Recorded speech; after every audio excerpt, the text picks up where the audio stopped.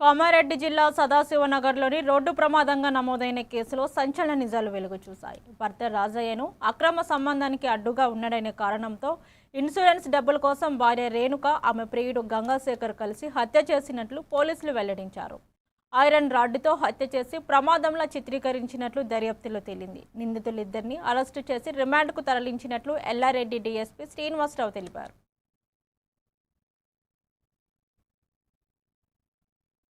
క్షేత్రానికి వెళ్తుందని చెప్పి పోయి రిటర్న్ వస్తుంటే బైక్ అదుపు తప్పి కింద పడి చనిపోయిందని ఫిర్యాదు చేసినారు.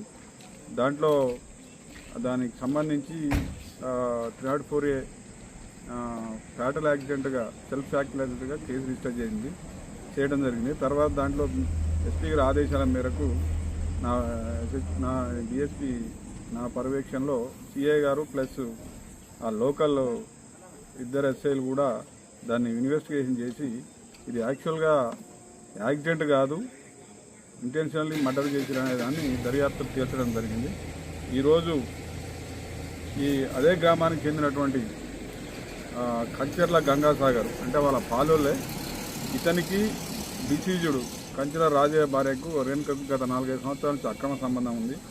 ఈ అక్రమ సంబంధానికి అడ్డుగా వస్తుందని చెప్పి అతను తొలగించాలనే ఉద్దేశం, మరియు అదేవిధంగా వీళ్ళు అతనికి ఇన్సూరెన్స్ ఉన్నది, ఎక్కువ ఇన్సూరెన్స్ ఉండటం వలన అతన్ని చంపేసి వాళ్ళకున్న అక్రమ సంబంధాన్ని తొలగించి కలిసి ఉండటానికి ప్లస్ ఆ ఇన్సూరెన్స్కి వచ్చిన పైసలను తీసుకోవాలనే ఉద్దేశంతో ప్లాన్ చేసి ఇద్దరు కూడా